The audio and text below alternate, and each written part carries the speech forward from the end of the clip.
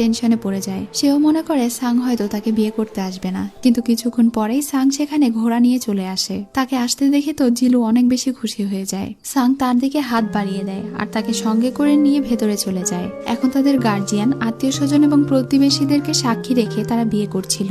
তারা দুজনই অনেক বেশি খুশি ছিল, কারণ যেন তারা ফেক বিয়ে করছিল না, আসল বিয়ে করছিল।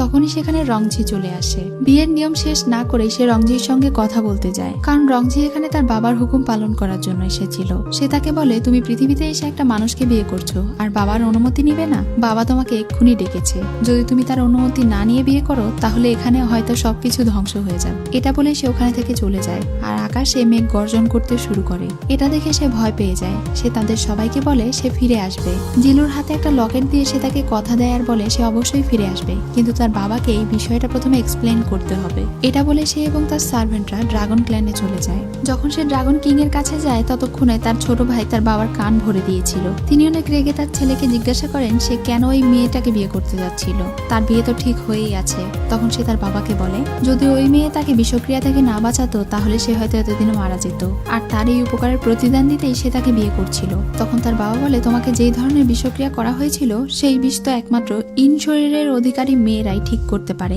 এখন সে জিলুর ব্যাপারে কোনো কিছু বলার আগে তার ছোট ভাইয়ের ব্যাপারে তার বাবাকে জানিয়ে দেয় যে কিভাবে তার ছোট ভাই তাকে বিষ দিয়েছিল। প্রথমে তার ছোট ভাই অনেক বাহানা দিতে থাকে, কিন্তু এরপরে যখন তার ভুল প্রমাণিত হয়ে যায় তখন সে নিজেকে বাঁচানোর জন্য নিজেকে আঘাত করে তার বাবাকে বলে সে ভুল করে ফেলেছে, তাই তার বাবা তাকে যেই শাস্তি দেবে সে ওই শাস্তি মাথা পেতে নেবে। অন্যদিকে মিস্টার লিংহো তার ছেলের মৃত্যুর বদলা নিতে সেখানে পৌঁছে গিয়েছিল। সে অনেক দলবল নিয়ে মিস্টার ফেং এর প্রাসাদের দিকে যাচ্ছিল। এই বিষয়ে জানার পরে মিস্টার ফেং সবাইকে ভেতরে যেতে বলে, এমনকি তিনি তার মেয়েকেও ভিতরে যেতে বলেন। কিন্তু জিলু বলে যেহেতু অপরাধ আমি করেছি তাই আমি তাকে সামলাবো। তখন তার বাবা তার কাছে এসে বলে ছোটবেলা থেকে তুমি অনেক কষ্ট পেয়েছো, কখনো আমি তোমাকে ঠিক মতো প্রোটেক্ট করতে পারিনি, কিন্তু এই শেষবারের মতো আমি তোমাকে প্রোটেক্ট করতে চাই। আজকে তোমার বিয়ে, তাই আমি চাই না তুমি কোনো বিপদে পড়ো, কারণ তোমার জীবনে এখনো আরো অনেক কিছু করার বাকি আছে। এটা বলেই তিনি তার মেয়ের কপালে থাকা স্পিরিচুয়াল রুটে স্পর্শ করেন আর তাকে ভেতরে পাঠিয়ে দেন। এরপরে তিনি তাদের ঘরের দরজা লক করে দেন যেন তার মেয়ে বাহিরে বের হতে না পারে। মিস্টার লিংহো এখন সেখানে এসে চারিদিকে থেকে সব দরজা বন্ধ করে দেয়। তিনি মিস্টার ফেংকে বলেন দ্রুত তার মেয়ে জিলুকে বের করতে, নয়তো তিনি তাকে মেরে ফেলবেন। কিন্তু মিস্টার ফেং বলেন তিনি নিজের জীবন দিয়ে হলেও তার মেয়েকে প্রোটেক্ট করবে আজকে। তখন মিস্টার লিংহো হেসে বলে তোমার যেই ক্ষমতা, এই ক্ষমতায় তুমি আমার সঙ্গে লড়াই করবে? তোমার মেয়েকে তুমি বাঁচাতে পারবে না, দেখা যাক কে জিতে। এটা বলেই তারা দুজন লড়াই করতে শুরু করে। এখানে আমরা দেখতে পাই মিস্টার ফেং আসলে অতটাও দুর্বল নন, তিনি আসলে বেশ ভালোই পাওয়ারফুল, কিন্তু এতদিন তিনি দুর্বল হওয়ার ভান করেছিলেন। এদিকে ড্রাগন কিং তার ছোট ছেলের এই কাণ্ড শুনে অনেক রেগে যান আর গার্ডদেরকে বলেন তার ছেলেকে নিয়ে গিয়ে লাইফ অফ ট্রি এর ভেতরে বন্দি করে রাখতে। এরপরে রাজা সাংকে বলে তোমার দায়িত্ব হচ্ছে রাজা হওয়ার পরে এই পুরো ড্রাগন ক্ল্যানকে রক্ষা করা আর একই সাথে উজিন শহরের পবিত্র নারীকে বিয়ে করা, যেন তুমি সেঞ্চুরি ব্যারিয়ারকে আরো বেশি শক্তপোক্ত করতে পারো আর ডিমনদের হাত থেকে সব মানুষদেরকে রক্ষা করতে পারো। তখন সে তার বাবাকে বলে কিন্তু এই সবকিছু তো সে তার সিগিল ছাড়া পারবে না, আর ওই মেয়ের হাতের মধ্যে সেই সিগিল ট্রান্সফার হয়ে গিয়েছে। একবার সেই মেয়েকে বিয়ে করে নিলে তার ভেতরে থেকে হয়তো সে সিগিলটা ট্রান্সফার করে নিতে পারবে, কিন্তু তার বাবা তাকে জানায় সেই সিগিল চিহ্ন এখন সেই মেয়েটির রক্তের সঙ্গে মিশে গিয়েছে। যদি সে ওটা নিতে যায় তাহলে ওই মেয়েকে মারতে হবে, একমাত্র ওই মেয়ে মারা গেলেই সেই সিগিল তার কাছে আবার ফিরে আসবে।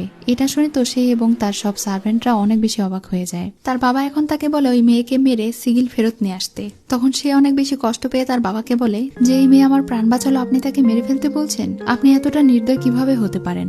আর যাই হোক ওই মেয়েটিকে আমি মারতে পারবো না। এটা শুনে তার বাবা তাকে আঘাত করে। এদিকে মিস্টার ফেং লিংহোকে বেশ ভালোই টক্কর দিচ্ছিল। জিলু তখন ডাক্তার আঙ্কেলকে জিজ্ঞাসা করে তার বাবা আসলে কি করার চেষ্টা করছে। তখন তার আঙ্কেল তাকে শান্ত করে বলে আরে মেয়ে, তুমি এখনো বুঝতে পারলে না? এত বছরে তুমি বড় হওয়া পর্যন্ত তোমার ধারণারও বাইরে স্যাক্রিফাইস তোমার বাবা তোমার জন্য করেছে। তিনি এত বছর ধরে তোমার সঙ্গে এতটা স্ট্রিক্ট ছিলেন শুধুমাত্র তোমাকে প্রোটেক্ট করার জন্য। যখন তোমার জন্মের পরে তোমার মা তোমাকে রেখে গিয়েছিল তখন দুনিয়ার মানুষদের কাছে থেকে তোমার এই পাওয়ার লুকোনোর জন্যই তোমার বাবা এতটা স্যাক্রিফাইস করেছিলেন। তারপরেও তিনি সব সময় এটা ভেবে কান্না করতেন যে তিনি হয়তো তোমার উপরে অন্যায় করছে, এমনকি তিনি তোমাকে প্রোটেক্ট করার জন্য নিজেও দুনিয়ার সামনে দুর্বল সেজে থেকেছে। এসব কিছু জেনে তার অনেক খারাপ লাগে। তখন সে কান্না করতে করতে ভেতর থেকে তার বাবাকে চিৎকার করে বলতে থাকে তার বাবা যেন এমনটা না করে। সে তার বাবাকে চায়, তার বাবার সঙ্গে থাকতে চায়, কিন্তু মিস্টার ফেং লিংহোকে হারানোর জন্য নিজের সমস্ত পাওয়ার ব্যবহার করে ফেলে। এরপরে তিনি মারা যান এবং তার পুরো শরীর ভ্যানিশ হয়ে যায়। দরজায় থাকা ব্যারিয়ার খুলে যায়। জিলু বাইরে এসে এটা দেখে অনেক কষ্ট পায়। তখনই তার পাগলি বোন পিস্তলটাও বের হয়ে আসে। মিস্টার লিংহো এখনো মারা যাননি, তিনি এখনো বেঁচে আছেন। নিজের বাবার মৃত্যুর প্রতিশোধ নেওয়ার জন্য সেই পাগলিটাও তাকে অ্যাটাক করে বসে, কিন্তু মিস্টার লিংহো তাকেও মেরে ফেলে। নিজের